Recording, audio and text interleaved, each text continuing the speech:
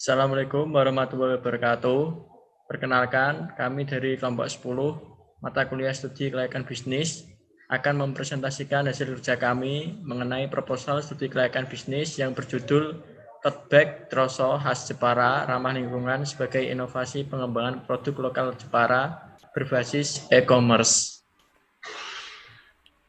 Adapun anggota kelompok kami terdiri dari 5 orang. Yang pertama ada Nur Afikah, NIM 2019-11-235. Yang kedua ada Raihan Rialdi, NIM 2019-11-525.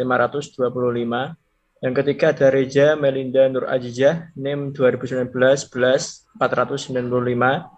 Yang keempat ada saya sendiri, Sandiaga Saputra, NIM 2019-11-625. Dan yang terakhir ada Seli Rahmania, NIM 2019-11-734.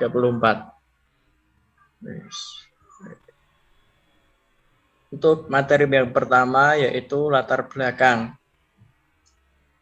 Berdasarkan dari Kementerian Lingkungan Hidup dan Kehutanan bahwa total jumlah sampah Indonesia di 2019 akan mencapai 68 juta ton dan sampah plastik diperkirakan akan mencapai 9,52 juta ton. Yang berarti adanya peluang pasar yang besar bagi produk-produk pengganti yang sejenis. Atas dasar tersebut, tercetuslah ide untuk menggantikan produk plastik dengan produk ramah lingkungan berupa tote bag yang ramah lingkungan. Indonesia merupakan negara yang sangat kaya akan berbagai bentuk macam budaya, baik kesenian maupun kebudayaan etniknya. Budaya Indonesia tersebut perlu dilestarikan dan dikembangkan oleh generasi muda saat ini. Salah satu budaya kesenian yang perlu perhatian dan dilestarikan adalah kain tenun troso. Kain tenun troso merupakan kain anyaman khas dari Kabupaten Jepara, Jawa Tengah. Untuk materi yang selanjutnya yaitu mengenai aspek pasar. Aspek pasar ini sendiri terbagi atas 3 bagian. Yang pertama ada pasar saat ini, yang kedua ada pasar yang akan datang, dan yang ketiga ada estimasi dan potensi pasar. Yang pertama ada pasar saat ini. Lokasi usaha tote bag kain troso Jepara berada di Jepara yang merupakan kota penghasil tenun troso sehingga lebih mudah untuk pembuatan produk dan pemasaran agar dapat diterima oleh masyarakat. Yang kedua ada pasar yang akan datang. Karena kami ingin memiliki toko disertai showroom sendiri setelah berhasil pada usaha pertama ini, kami akan mencoba untuk membuka toko kami sendiri melalui peningkatan permintaan konsumen. Kami juga ingin membuka cabang seperti tote bag troso.id baik di dalam kota maupun di luar kota. Yang ketiga ada estimasi dan potensi pasar. Diketahui bahwa kain troso akhir-akhir ini banyak diminati oleh masyarakat karena motifasinya yang unik dan kalem. Maka dari itu, kami akan mengembangkan kain troso menjadi sebuah produk yang lebih kreatif dan mempunyai nilai lebih. Aspek pemasaran yang pertama yaitu segmentasi terdiri dari sisi demografi, yaitu dari sisi demografi berkaitan dengan jenis kelamin dan usia. Usaha tote bag kain troso yang bergerak di bidang penjualan barang jadi dari kain tenun troso yang kalem dan unik serta fashionable yang cocok untuk kalangan muda terutama wanita. Yang kedua yaitu sisi gaya hidup. Dari sisi gaya hidup, masyarakat pada zaman yang serba canggih seperti sekarang ini cenderung memiliki gaya hidup yang suka jalan-jalan dan berbelanja, seperti barang-barang yang unik untuk menghiasi suatu acara atau hunian mereka. Yang kedua yaitu targeting. Kalangan muda-mudi terutama wanita, selain untuk menunjang penampilan, tote bag ini juga bisa digunakan untuk berbelanja sebagai pengganti kantong plastik yang bisa digunakan oleh semua orang. Yang ketiga yaitu positioning. Menciptakan citra atau image yang bermutu bagi sebuah barang jadi berbahan kain tenun troso menjadi barang yang memiliki nilai jual dan nilai seni yang tinggi namun harganya tetap terjangkau. Berikutnya yaitu strategi pemasaran 4P. Yang pertama adalah produk. Produk yang kami tawarkan di sini adalah tote bag. Kita memiliki konsep bisnis sambil melestarikan alam dengan membuat produksi sebagai tas yang ramah lingkungan tanpa mengurangi kegunaan dan nilai estetika yang terdapat di dalam produk itu sendiri. Yang kedua yaitu price. Harga merupakan penentu penjualan suatu produk sekaligus akan mempengaruhi pendapat kita. Kami menawarkan harga yang sesuai dengan kualitas yang kami berikan, dari mulai harga 70.000 sampai 120.000, menyesuaikan dengan tingkat kesulitan dan keunikan pada tote bag-nya. Yang ketiga yaitu promotion. Kami berfokus melakukan penjualan secara online dan offline. Untuk online, kami menjajakan produk kami pada akun sosial media dan juga beberapa marketplace seperti Shopee dan Bukalapak. Yang terakhir yaitu place. Kami menggunakan media sosial seperti Instagram, Twitter, dan Facebook untuk mempromosikan secara langsung produk-produk kami kepada konsumen. Tidak terlepas juga promosi yang kami lakukan dari mulut ke mulut di lingkungan yang terdapat target pasar seperti kantor, kampus, dan sekolah.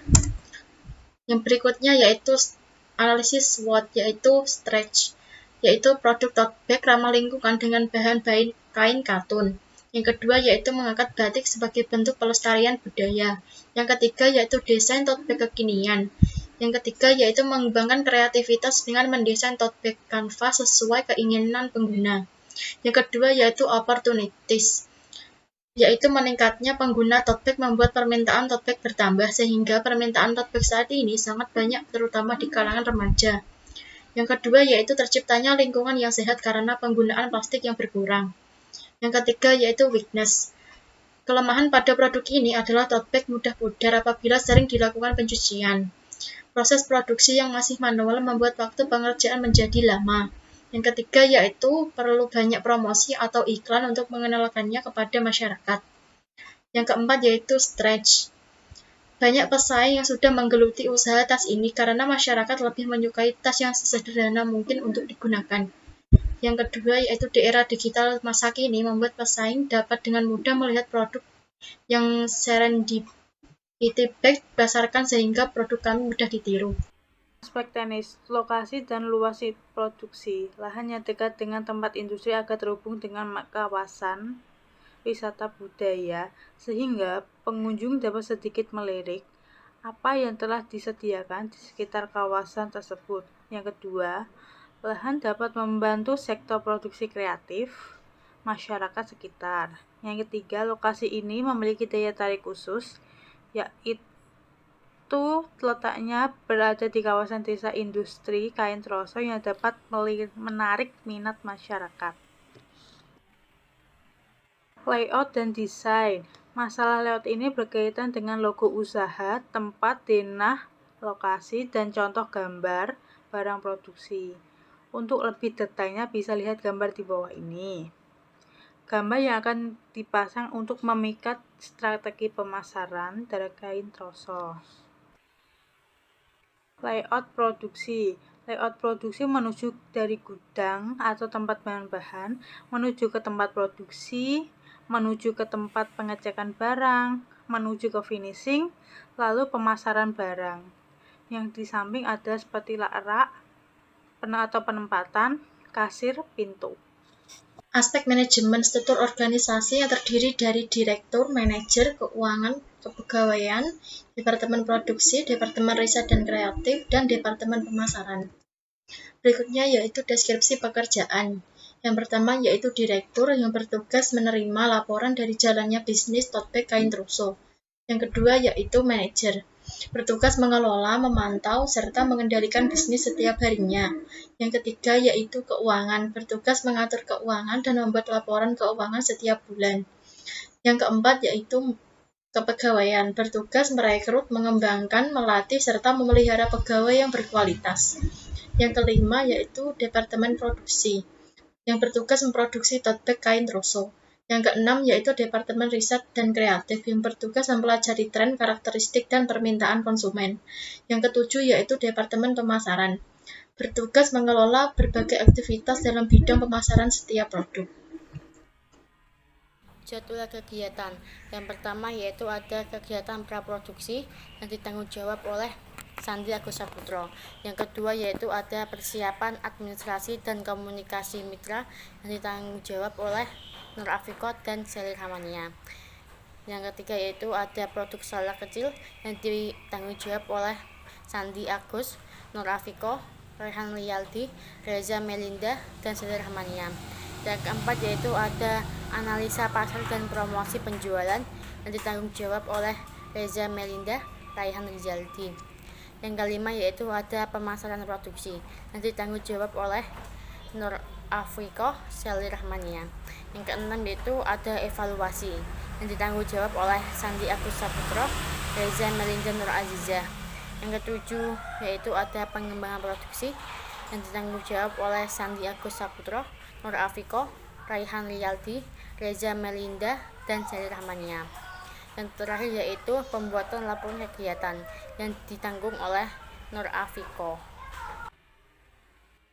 Selanjutnya yaitu aspek keuangan. Yang pertama, kebutuhan dana meliputi peralatan penunjang sebesar 3 juta, bahan habis pakai sebesar 4.680.000, bahan baku penolong sebesar 1.820.000, biaya tenaga kerja sebesar 1.500.000, perjalanan sebesar 150.000, pemasaran sebesar 500.000, sewa tempat dan listrik sebesar 500.000, yaitu dengan jumlah 12.150.000. Yang kedua yaitu sumber dana. Pendanaan untuk memulai usaha tote bag kain Troso ini didapatkan dari kami sendiri, sehingga tanpa pinjaman dari pihak lain. Tote bag kain Troso ini membutuhkan modal kerja seperti bahan baku, gas listrik dan air, biaya transportasi, dan biaya pemasaran yang akan digunakan untuk membentuk kegiatan operasional dalam menjalankan bisnis tote bag ini. Pada penilaian investasi, yang pertama yaitu beli. Dalam bisnis ini tidak ada pemilihan investasi dalam bentuk pembelian, karena rata-rata pembelian hanya untuk keperluan perlengkapan dan bahan baku yang termasuk investasi. Yang kedua yaitu sewa. Dalam bisnis ini juga tidak ada pemilihan investasi bentuk sewa apapun, termasuk sewa rumah, karena produksinya hanya dilakukan di rumah pribadi pemilik bisnis. Yang ketiga yaitu payback period. Metode ini menghitung waktu yang dibutuhkan untuk mengembalikan biaya investasi berdasarkan arus kas. Yang keempat yaitu NPV. Metode ini dipergunakan untuk memperhitung nilai uang dan membandingkan alternatif investasi serupa. Jika nilai NPV positif, maka investasi sebaiknya dilakukan.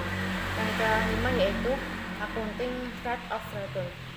Metode ini investasi untuk mengukur besarnya keuntungan yang diperoleh di sebuah investasi. Aspek lingkungan, manfaat ekonomi, yaitu memberikan kesempatan kerja bagi masyarakat, menumbuhkan industri lain, menambah pendapatan nasional. Manfaat sosial yaitu perubahan kondisi sosial, perubahan dalam masyarakat pluralistik. Manfaat budaya, kan Troso ini sudah menjadi warisan budaya yang telah turun dari desa ini, yang cukup mempunyai potensi untuk dikembangkan menjadi beberapa barang yang punya nilai jual lebih. Selain ini, tote bag ini juga merupakan inovasi pengganti kantong plastik agar masyarakat sadar mengenai efek plastik bagi pencemaran lingkungan. Penanganan limbah. Untuk limbah sendiri, biasanya apabila ada sisa kain tenun bisa dimanfaatkan kembali menjadi barang lain, seperti menjadikan sisa kain tersebut menjadi masker atau gelang etnik yang pasti banyak juga peminatnya. Tote bag ini sudah termasuk ramah lingkungan karena tersebut bisa dicuci dan bisa menggantikan peran plastik untuk menjadi sebuah tempat barang. Aspek UDRIS, badan usaha. Jenis badan usaha tote bag ini adalah usaha kecil menengah atau UKM. Meskipun sifat dari UKM adalah dimiliki oleh seorang pribadi, namun karena hal ini merupakan tugas secara kelompok sehingga dapat dikatakan sebagai usaha yang dibangun secara bersama-sama. Tetapi dengan modal yang lumayan karena secara keseluruhan kami menggunakan bahan-bahan yang berkualitas sehingga dapat menghasilkan produk yang bagus, berkualitas dan tentunya ramah lingkungan. Dan kami tidak melakukan pelanggaran hak cipta karena produk ini sebelumnya belum pernah dipatenkan.